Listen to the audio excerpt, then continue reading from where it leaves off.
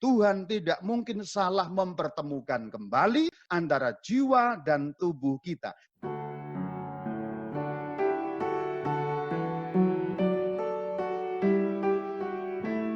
Pertama, kita akan mengutip satu ayat dari Injil Markus 12 ayat 27. Ia bukanlah Allah orang mati, melainkan Allah orang hidup. Kita membahas mengenai kebangkitan orang mati. Karena orang memang mati, tetapi tidak selama-lamanya berada dalam kematian. Karena suatu saat nanti, jika saatnya tiba, semua orang mati termasuk kita akan mengalami kehidupan. Karena Allahnya kita adalah Allahnya orang hidup.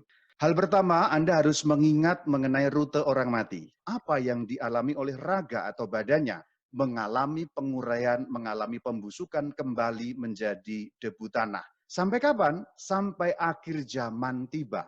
Nah, pada saat akhir zaman terjadi yang namanya kebangkitan badan. Raga atau badan yang mati dibangkitkan, dibangunkan menjadi bahasa gampangnya, raga itu hidup kembali. Maka ketika badan sudah dihidupkan kembali, kemudian dipertemukan kembali keduanya, jiwa dan badan itu menjadi satu, namanya manusia kebangkitan.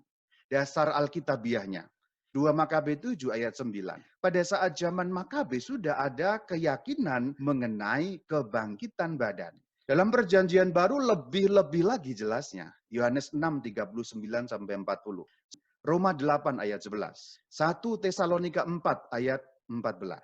1 Korintus 6 ayat 14. 2 Korintus 4 ayat 14. Filipi 3 ayat 10 nyambung ke ayat 11. 1 Korintus 15 ayat 20.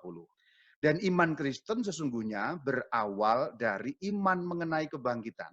Yaitu yang pertama dialami oleh Sang Kristus Tuhan kita. Jadi kita dapat dibangkitkan karena Kristus sudah bangkit, mengalahkan kematian. Sehingga kita ketularan kebangkitan Kristus. Ini bahasa Jepangnya seperti itu. Bahasa jelas dan gampangnya.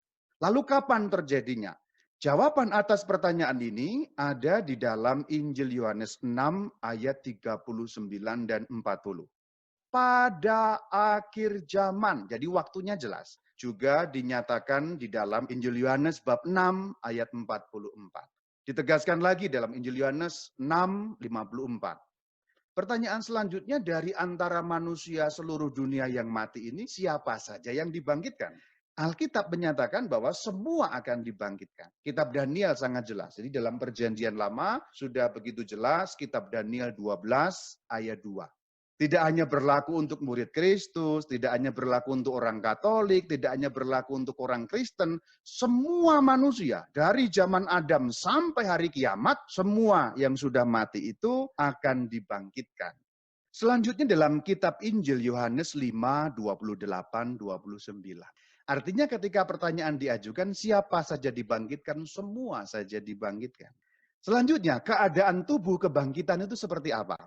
Kita mesti mengacu pada kebangkitan Sang Kristus. Tubuh kebangkitan itu dua hal. Tubuh kebangkitan itu tubuh masing-masing. Hal yang kedua, tubuh kebangkitan itu tidak lagi terikat kehidupan duniawi. Maksudnya tubuh masing-masing itu tidak akan tertukar, saudara-saudari. Jadi nanti kalau saya mengalami kebangkitan pada akhir zaman dan Anda semua mengalami kebangkitan, jiwa saya akan bersatu kembali dengan tubuh saya, tidak akan tertukar. Kesimpulan pertama, tubuh kebangkitan itu tubuh yang sama. Tetapi sekaligus, tubuh kebangkitan sekaligus tubuh yang diubah, sekaligus tidak sama. Karena apa? Karena tak lagi terikat kehidupan duniawi. Tidak terikat ruang dan waktu, tidak terikat hukum biologi, tidak terikat hukum fisika, tidak terikat hukum kimiawi, dan lain sebagainya. Intinya tidak terikat ruang dan waktu, dan tidak terikat hukum-hukum alamiah. Berarti Anda tidak bisa menua, Anda tidak bisa jatuh, patah tulang tidak bisa, mata minus itu tidak bisa, dan lain sebagainya, dan lain sebagainya.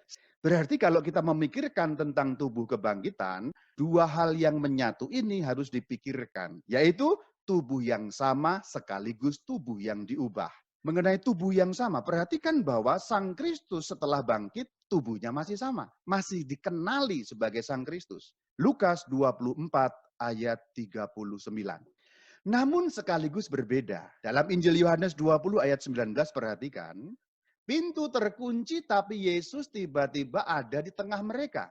Tanpa ketok, tanpa buka pintu. Ini artinya tidak lagi terikat hukum-hukum duniawi. Sama sekaligus beda. Samanya Yesus dikenali sebagai Yesus. Badannya, raganya raga Sang Kristus. Tapi sekaligus lepas dari hukum duniawi. Buktinya pintu terkunci tiba-tiba di tengah-tengah mereka. Jadi tubuh kebangkitan atau badan kebangkitan disebut juga tubuh yang mulia. Istilah yang lain yang disampaikan oleh Rasul Paulus yaitu tubuh rohaniah. 1 Korintus 15 ayat 40, ayat 41, 42 dan seterusnya, ayat 53 terutama, yang dapat mati ini harus mengenakan yang tidak dapat mati. Nah itulah kata kuncinya, tidak dapat mati. Setelah dibangkitkan, tidak ada lagi manusia yang bisa mati. Yang di surga tidak bisa mati, yang di neraka juga tidak bisa mati. Ini berbeda dengan Lazarus ya. Lazarus yang dibangkitkan oleh Sang Kristus itu bukan tubuh kemuliaan. Bagian terakhir, bagaimana caranya? Ini sepertinya sulit dibayangkan.